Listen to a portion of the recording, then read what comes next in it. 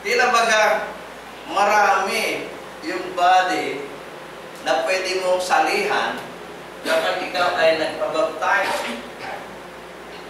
Okay? Pagka sabi niya, kung magpapabaptize daw siya, dahil kumbisido na raw siya, gusto niya magpabaptize, pero doon siya gusto magpabaptize doon sa Word of God.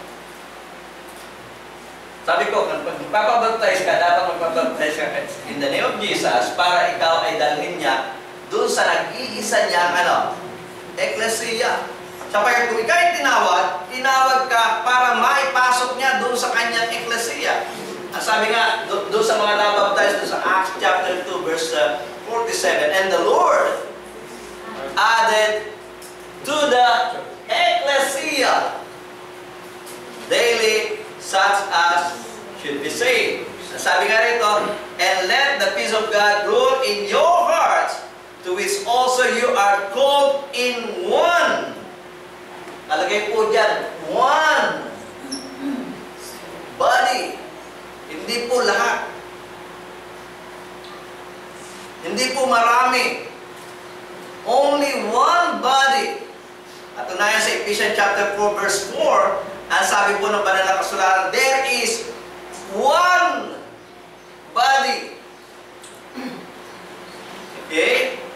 One body, one spirit, even as also you were called in one hope of your calling. One lang po. May one spirit, may one hope, at meron rin pong one body. Kung dalawang talata ng pinabasa natin, na binibigyan emphasis na meron lamang isang katawan. At yung isang katawan na yan, tulad na mabasa natin sa Colossians chapter 1 verse 18, ganito po ang ating mababasa. And He is the head of the body. Siya ang ulo ng katawan. The church, sa makatuwid bagay ng eklesiya, who is the beginning, the firstborn from the dead, that in all things He might have the preeminence. So makikita natin, sa mga talatang ito na ating nabasa, there is only one body, there is only one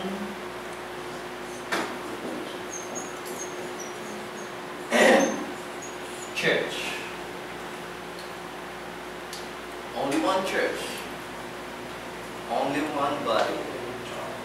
At tayo tinawag para doon mapasok sa nag-iisang katawan. Kahit sa Old Testament natin basahin ito, there is only one body wherein we are going to be in it.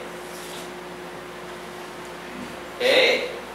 Tinawag tayo sa Ebanghelyo, at matapos tayo tinawag sa Ebanghelyo, matapos natin tuntunan ang pagtawag na ito, the Lord will add us to His church, one body. Not any other church.